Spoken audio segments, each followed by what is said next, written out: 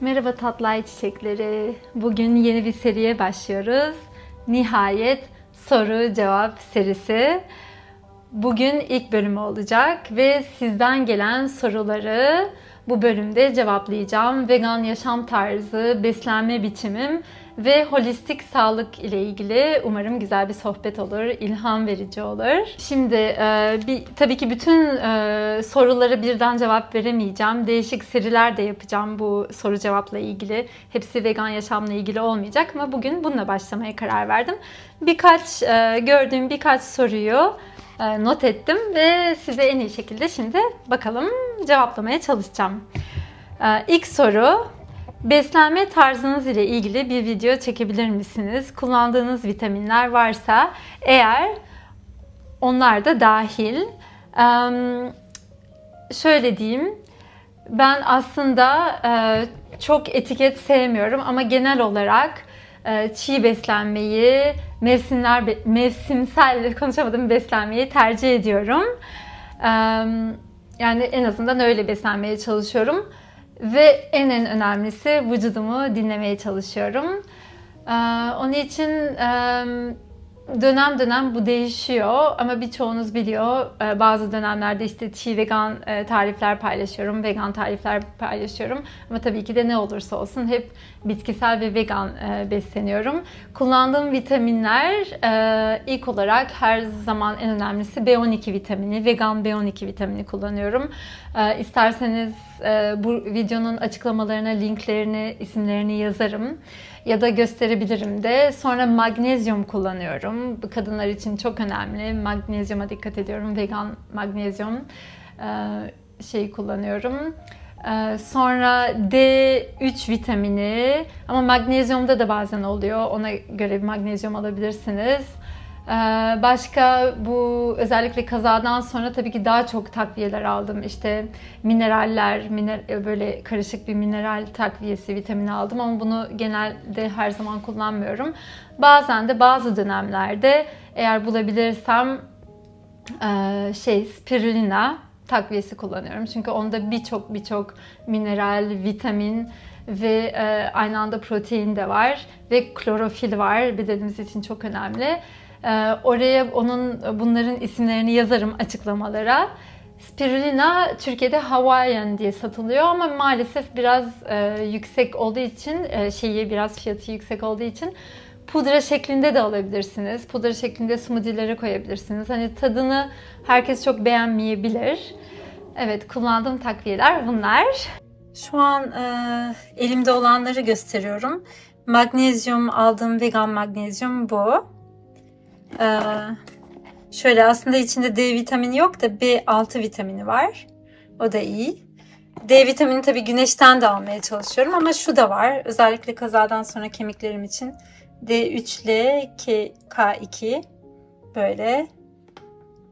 Bu da böyle bir sprey. Sonra elimde Türkiye'de bulunan yok. Bunu bana annem getirmişti. Şöyle bir spirulina var. Ama buraya o Hawaiian olanını da internetten bulup fotoğrafını koyarım. Bir de elimde B12 kalmadı. B12'nin de fotoğrafını şu an buraya koyup size internetten bulup gösteririm, aldım. Zaten şu markayla aynı. Delta böyle. B12 benim aldığım.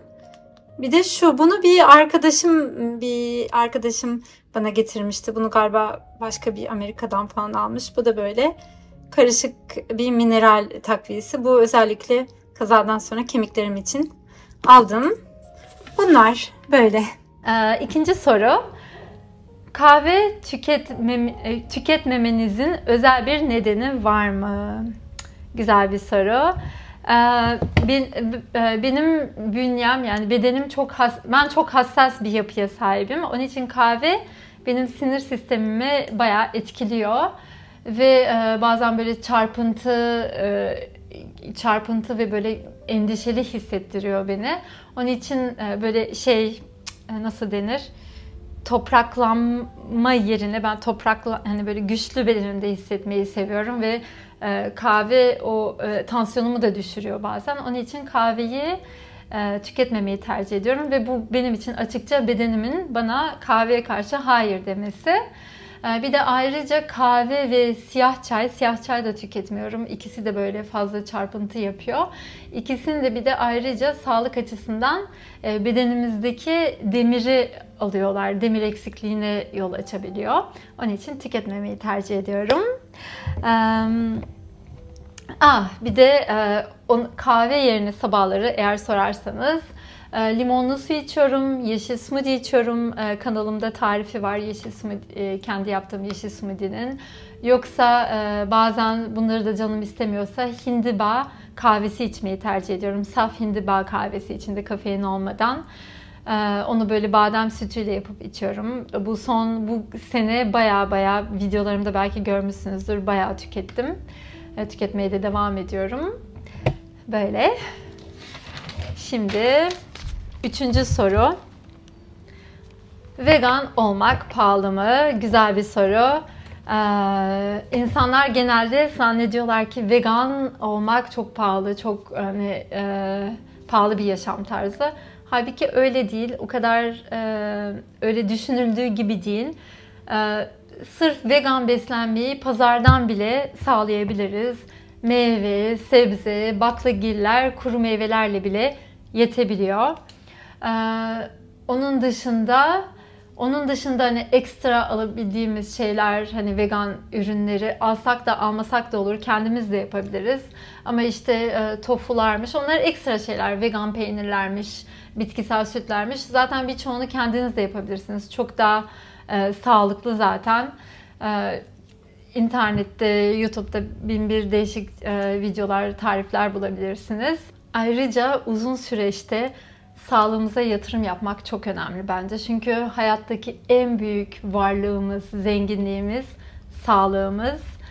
Onun için hani çok mu pahalı dediğimizde sağlığımıza yatırım yaptığımızda, yani sağlıklı beslenmeye, sağlıklı yaşam tarzımıza aslında çok da bir şey kaybetmemiş oluyoruz. Çünkü uzun süreçte bedenimize, sağlığımıza iyi beslenmeye yatırım yapmadığımızda maalesef hastanelere, ilaçlara, işte operasyonlara, bir sürü böyle keyifsiz, zor şeylere yatırım yapmak zorunda kalıyoruz.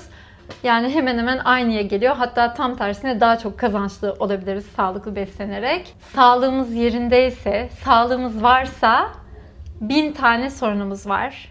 Yani hayatta sorunlar hiç bitmiyor biliyorsunuz. Ama sağlığımız yoksa tek bir tane sorunumuz var. O da sağlık sorunumuz. O zaman da diğer o 1000 tane sorunun da hiç anlamı olmuyor hayatta. Hiç anlamı olmuyor. Onun için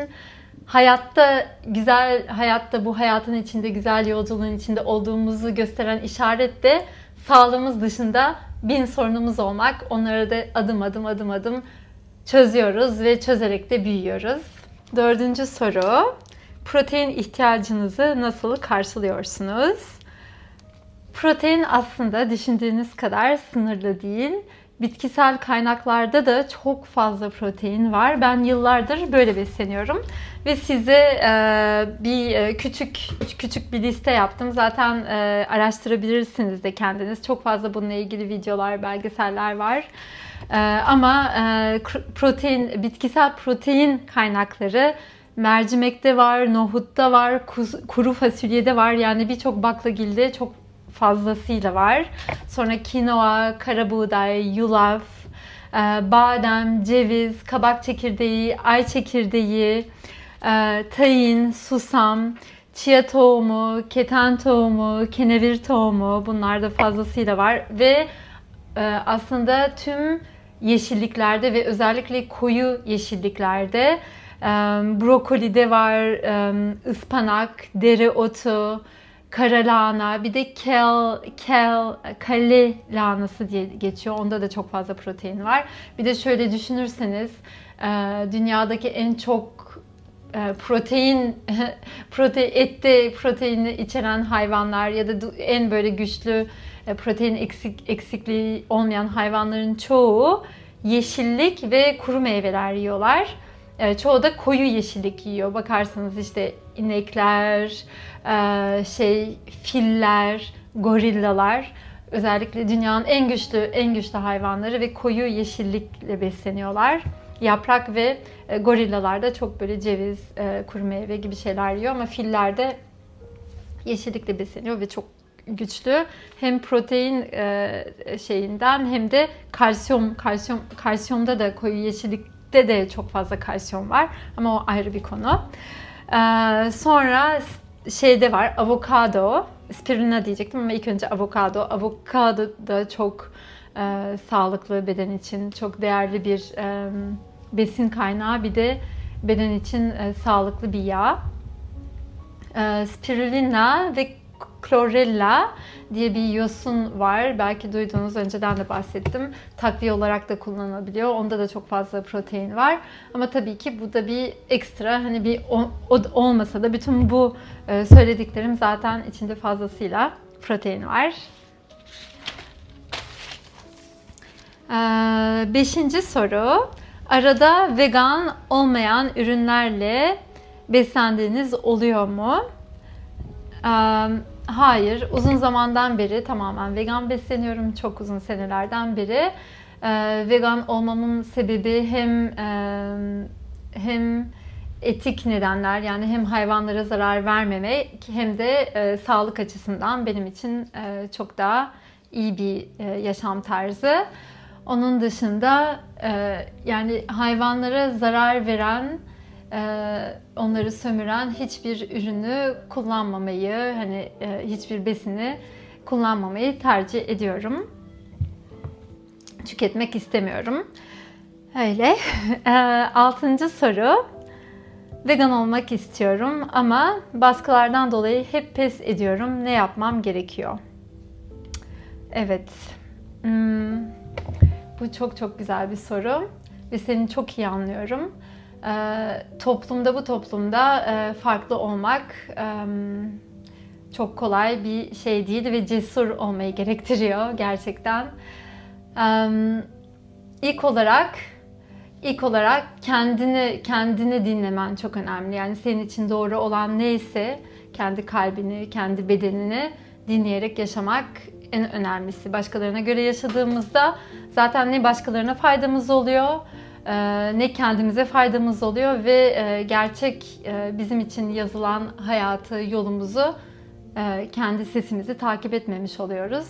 Onun için en büyük özgürlüğümüz kendi sesimizi takip etmek ve zamanla da eminim ki, yani şöyle, tabii ki değişiyor aileden aileye, insanlar da her zaman değişmiyor ama zamanla sen kendi bu yolunda, veganlıksa senin yolun, veganlıkta kendini güçlendirdikçe, bu yaşam tarzını iyice benimsedikçe hem başkalarına örnek olur ya da başkalarının seni zamanla ailenin daha iyi kabul etme sebebi olabilir.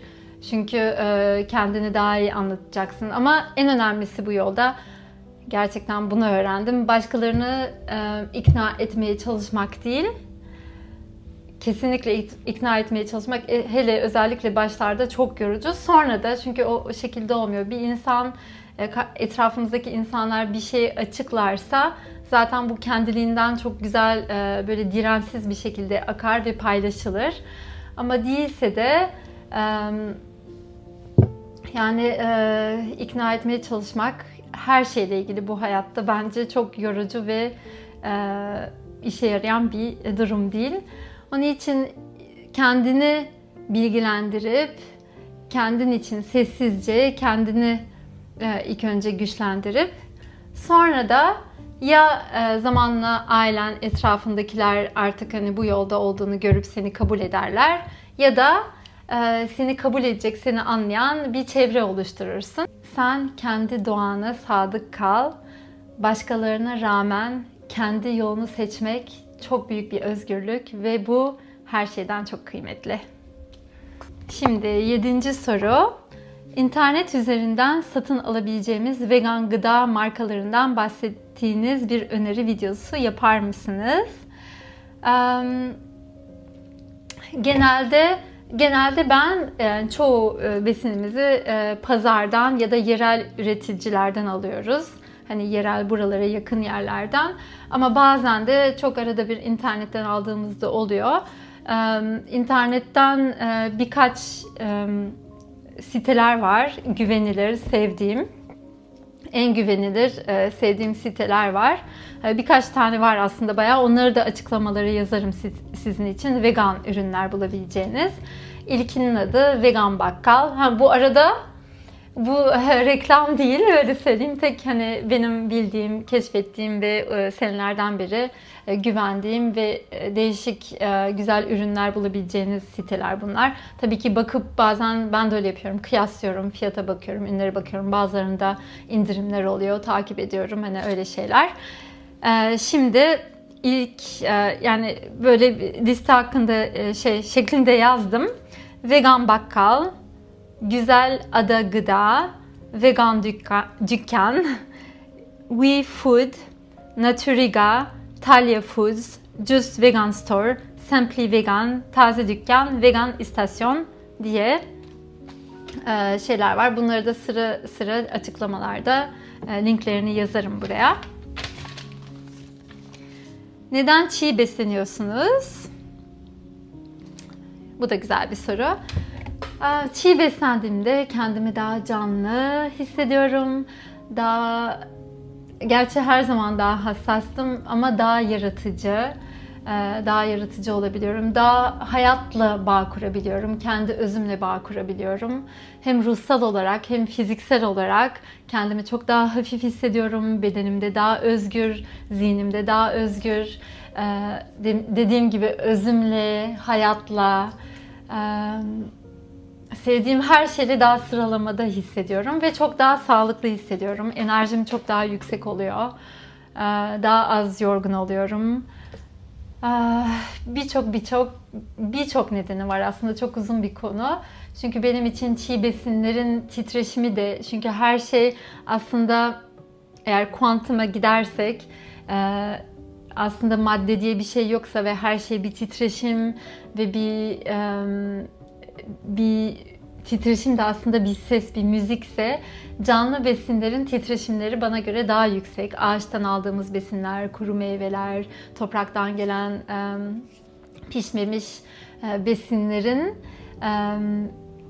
titreşimleri bana, yani buna inanıyorum, daha yüksek olduğunu ve biz madde değil ama bir titreşim bedenimize alıyorsak o yüksek titreşim ile beslendiğimizde bizim de titreşimimizi yükseltmesine yardımcı oluyor ve daha pozitif, daha canlı, daha sevgi dolu olmamıza da yardımcı olduğuna inanıyorum.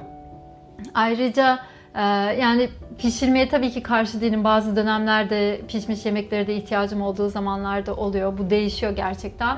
Ama hani bu da var. Hani bir yemeği pişirdiğimizde aslında daha çok öldürüyoruz. O böyle pişen, o güzel koku, aldığımız güzel koku var ya, yemeğin o güzel kokusu. Aslında o yemek pişerken giden ve yani yemeği terk eden enzimlerin kokusu oluyor maalesef. Ve öyle şimdilik. Bununla ilgili tabii ki daha başka sorularınız olursa seve seve yazabilirsiniz. Tatlı ay çiçekleri. Başka bir de evet, bunu da not etmiştim, bazı şeyleri de. Bu beslenme tarzı beni gerçekten doğaya da daha yakın hissettiriyor ki doğayı çok sevdiğim için ve doğayla daha uyum ve ahenk içinde yaşamayı sevdiğim için bana çok daha yakın geliyor. Böyle tatlı ay çiçekleri. Bir de ayrıca bunu çok soranlar olmuştu. Hindiba kahvesini soranlar olmuştu. Saf hindiba kahvesi içiyorum. Aslında kendimiz de yapabiliriz hindiba zamanında. O biraz denemedim ben ama köklerini alıp kurutup fırınlatıp şeyden geçirip böyle kendiniz de yapabilirsiniz. Eğer doğada hindiba çıkan bir bölgede yaşıyorsanız. Ama Hepsi Burada diye bir siteden buldum. Yine reklam değil bu. Orada bir marka vardı, onu yazmıştım. Yani birçok değişik markalara bakıyorum ne bulursam. Bazen annem de Fransa'da yaşadığı için orada daha uygun oluyor. Oradan getiriyor.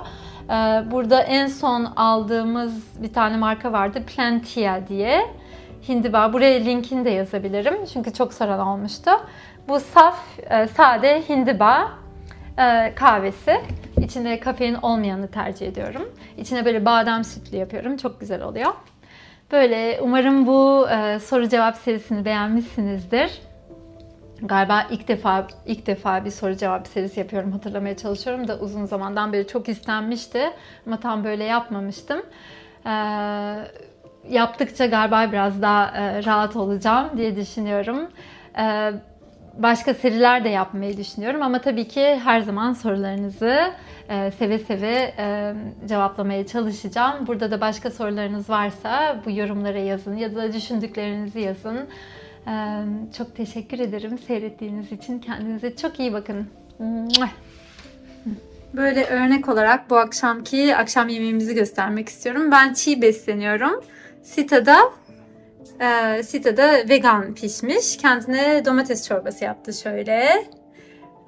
Bunlar da böyle dumplings gibi değil mi? Dumplings gibi. İçinde tofu, karabiber, havuç var, o kadar. Üstü de normal un. organik un ve Su. Organik un, su ve tuz, o kadar. bir de zeytinyağı da pişirdim. Evet, değil mi? evet. Zeytinyağı. Kızartıyorsun o kadar. Böyle kızarttı. Sonra işte yanına ben böyle badem peyniri yaptım. İçinde tahin, badem peyniri, besin mayası, limon, bir sürü böyle baharatlar. Üstüne siyah susam. Böyle bayağı bir zengin bir besin. Kuru incir de çok sağlıklı. Zeytin. Sonra güzel bir salata. Çünkü yaz sezonuna girdiğimiz için domates, salatalık, taze soğan, kırmızı biber. Bir de fesleğen yaprakları. Böyle de tofu, böyle çiğ fermente tofuyu böyle içine biraz üstüne susam, biraz acı biber, biraz taze soğan böyle şeyde marine ettim. Şöyle göstereyim. Soya sosu, tamari, soya sosu ve biraz incir sirkesi. Böyle bir sonbahar değil, bahar, yaz akşam yemeğimiz. Bir de tabii ki de Sita'nın vazgeçilmez acı biberleri.